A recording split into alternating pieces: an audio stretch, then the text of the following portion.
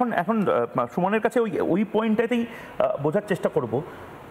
মমতা বন্দ্যোপাধ্যায় চাইলে চাকরি দিতে পারেন কি পারেন না সেটা প্রতাপ বলল, কিন্তু আমার কথা হচ্ছে যে যারা যারা দুর্নীতির সাথে যুক্ত তারা তো কোনো না কোনোভাবে তৃণমূলের সাথে যুক্ত। আর 294টা আসনে যদি মমতা বন্দ্যোপাধ্যায় মুখ হন, তাহলে 294টা আসন থেকে কি কি দুর্নীতি হচ্ছে সেটার দায় কেন নেবেন না?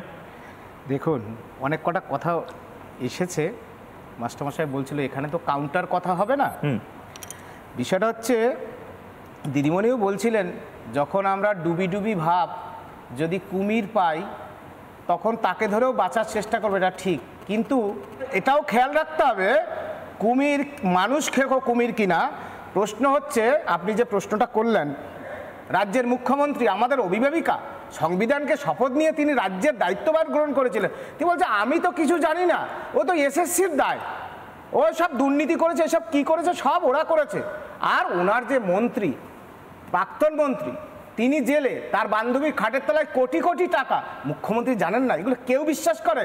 আমার 4 বছরের একটি বাচ্চা আছে, তাকে জিজ্ঞেস করুন, সেও বিশ্বাস করে না। সুতরাং এই সমস্ত কিছুর দায়, এই দুর্নীতি সব মুখ্যমন্ত্রী জানে, সুতরাং এই দায় মুখ্যমন্ত্রীকে নিতে হবে।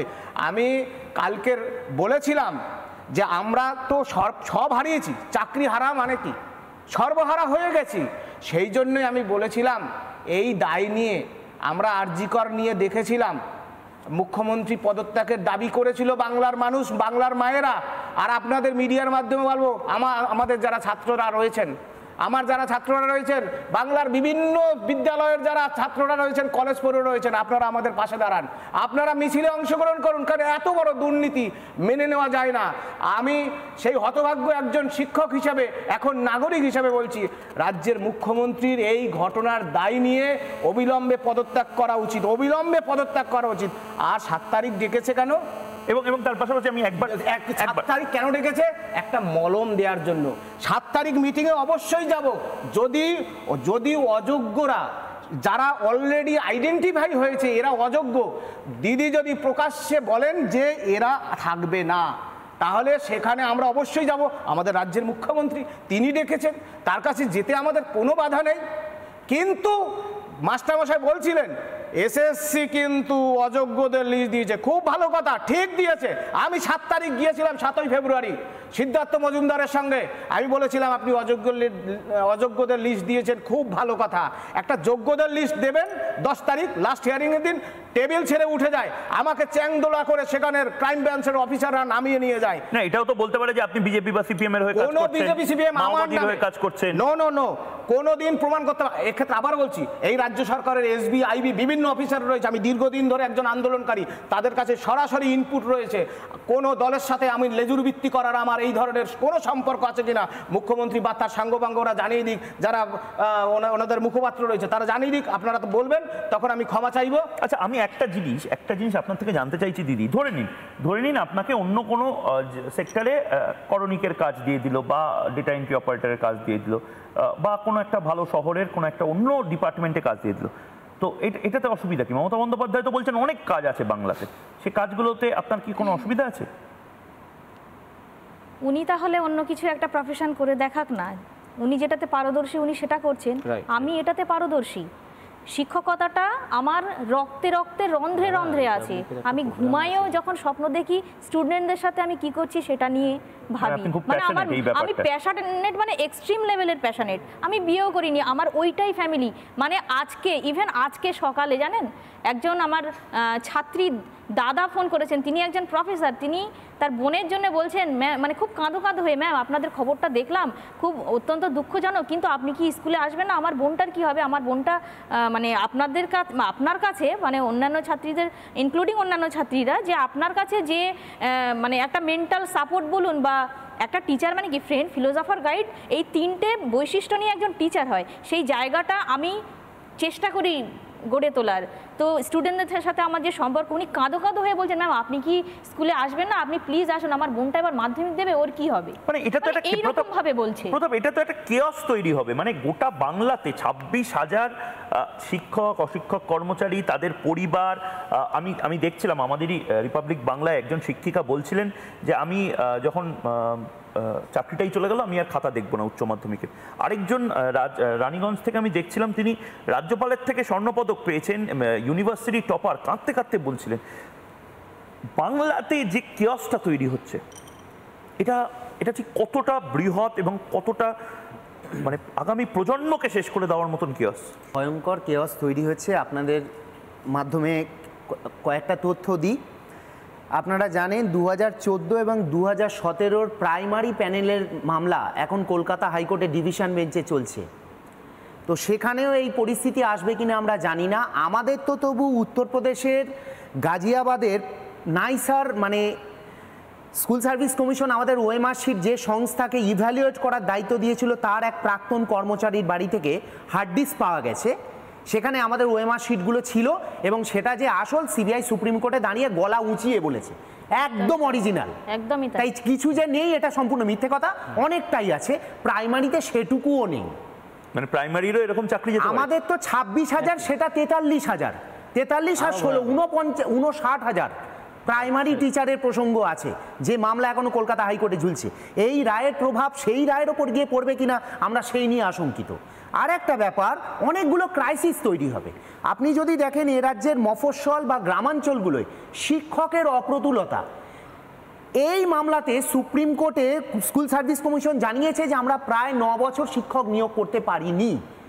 আপনি যদি আরটিআই করেন, যদিও তার উত্তর পাবেন কিনা কোটি টাকার প্রশ্ন, আরটিআই করেন যে এই রাজ্যে মোট শূন্য পদের সংখ্যা কত শিক্ষকদের, সেই সংখ্যা যদি দেখেন 2016 না 17 সালে শুধু মাধ্যমিক লেভেলে ছিল 1,39,000। এটা 2025 সাল, শুধু আপার প্রাইমারি আর মাধ্যমিক স্তর উচ্চ মাধ্যমিক স্তর মিলিয়ে সংখ্যাটা 3.5-4 লাখ শূন্যপদ। তার মধ্যে আবার এই 26,000 সরিয়ে দিল। আমি নিজে মাধ্যমিক উচ্চ মাধ্যমিকের এক্সামিনার, মাধ্যমিকের খাতা দেখে সবে গত সপ্তাহে জমা করেছি। উচ্চ মাধ্যমিকের খাতা আগামীকাল নেওয়ার কথা আমার। সেটা কি নেবেন? না। আর নিয়ে কি করবো? আমাদের উচ্চ মাধ্যমিকের খাতা কে চেক করবে? সেটাই তো কথা। এই উচ্চ মাধ্যমিক শিক্ষা সংসদের চেয়ারম্যান সাংবাদিক সম্মেলন করে বলে দিলেন যে তারা খোঁজ নিয়ে দেখেছেন যে এই 10% 15% যদি টিচার এক্সক্লুড হয়ে যায় তা সত্ত্বেও খুব একটা ইম্প্যাক্ট হবে না। আসল কথা হলো গড়ে খাতা দেখা হবে এইবার। এখানে লাইফ সায়েন্সের টিচারকে দিয়ে জিওগ্রাফির খাতা দেখাবে, মানে যে যেটা যোগ্য নয়, পার্মানেন্ট টিচার বাদ দিয়ে কোনো অস্থায়ী শিক্ষককে দিয়ে দেখাবে। এভাবেই ব্যাপারটা এই বছর মেটাতে চাইছে। অনেক স্যার ম্যাডাম আছে যারা হাজব্যান্ড ওয়াইফ এই প্যানেল থেকে চাকরি পেয়েছে, তাদের স্বামী স্ত্রী দুজনের চাকরি চলে গেছে এবং তারা হোম লোন নিয়ে বাড়ি করেছে বা ফ্ল্যাট কিনেছে।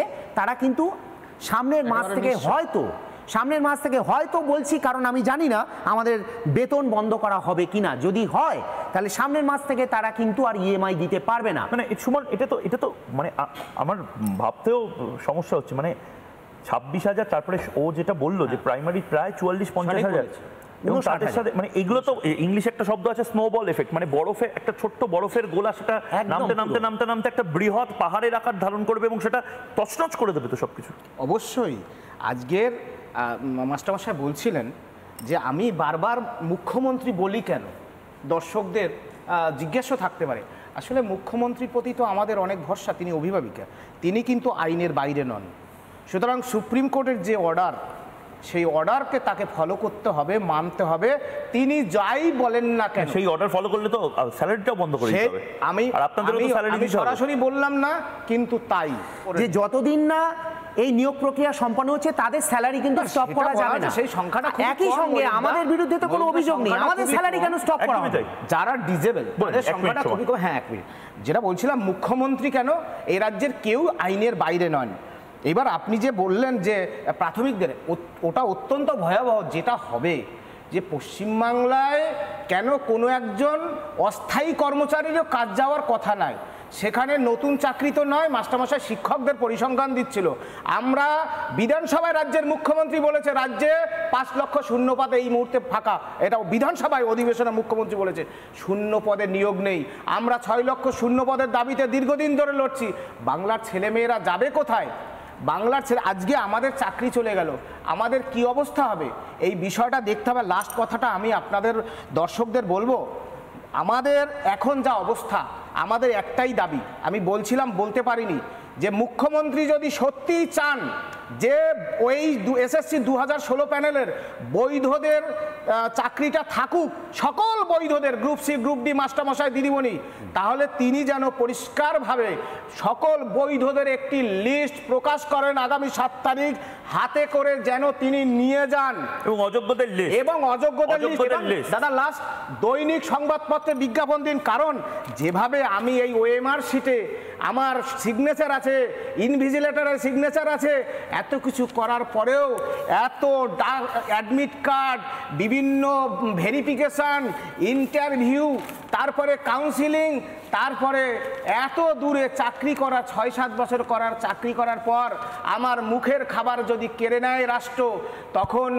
কিন্তু আমারও সেই রাষ্ট্রের কাছে আবেদন থাকবে, আমার স্বার্থ রক্ষা করুন, তা নাহলে আমরা আমার সময় শেষ। কিন্তু আমি হাত জোর করে তোমাকে বলছি, একটা প্রমিস করতে হবে তোমাদের প্রত্যেককে, দিদি আপনাকে, প্রতাপকে, ওদেরকে, আপনারা হেরে যাবেন না এই লড়াইটা। আমরা যতটা লড়াইটা লড়ার জন্য আপনাদের মিডিয়া কভারেজে আপনাদের বক্তব্য শোনানো আমরা শোনাবো, কিন্তু আপনারা যেন লড়াইটা না হেরে যান। এবং 26,000 সেই সমস্ত বাংলার মানুষজনকে আমি বলছি, 26,000 চাকরি হয়তো গেছে, কিন্তু 26,000 মনোবল যাতে না ভাঙে। ময়ূর রঞ্জন ঘোষের এটা আবেদন, রিপাবলিক বাংলার এটা আবেদন। নানা ধরনের কন্টেন্ট দেখার জন্য লাইক করুন, শেয়ার করুন আমাদের ফেসবুক পেজ, সাবস্ক্রাইব করুন আমাদের ইউটিউব চ্যানেল।